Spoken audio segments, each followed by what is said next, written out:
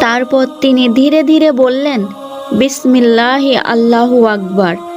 এবার ছুরিটি সহজেই তার কাঙ্ক্ষিত কাজ করতে লাগলো।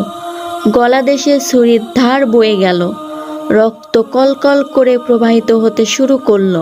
মুহূর্তের মধ্যে কোরবানির কাজ সম্পূর্ণ হলো। নবী হজরত ইব্রাহিম আলাইসাল্লাম যখন ছুরি চালানোর জন্য প্রস্তুত ছিলেন, তখনই তিনি বুঝতে পারলেন যে এটি কেবল একটি পরীক্ষা এবং আল্লাহ তাআলার সদয় ইচ্ছায় ইসমাইল আলাইসাল্লামকে বাঁচিয়ে রাখা হয়েছে। নবী আনন্দে ভরে ওঠে, কারণ যা তিনি অনুভব করলেন তা ছিল এক অপূর্ব দৃশ্য। তিনি চোখের কাপড় খুলে চারিদিক ঘুরে দেখলেন। চোখকে হাত দিয়ে মুছে নেওয়ার পরও তিনি বিশ্বাস করতে পারছিলেন না। তার সামনে যা দৃশ্যমান তা সত্যি আল্লাহর রহমত।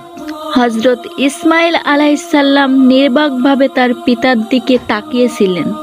নিস্তব্ধ সেই মুহূর্তে পিতা তার পুত্রকে বুকের সাথে জড়িয়ে নিলেন। চোখের কোণে মিশে গেল অশ্রুর ঝিলিক। তারপর হৃদয়ের গভীর থেকে উচ্চারণ করলেন, সুবহানাকা আল্লাহুম্মা। এই হলো সেই মুহূর্ত যখন আল্লাহর রহমত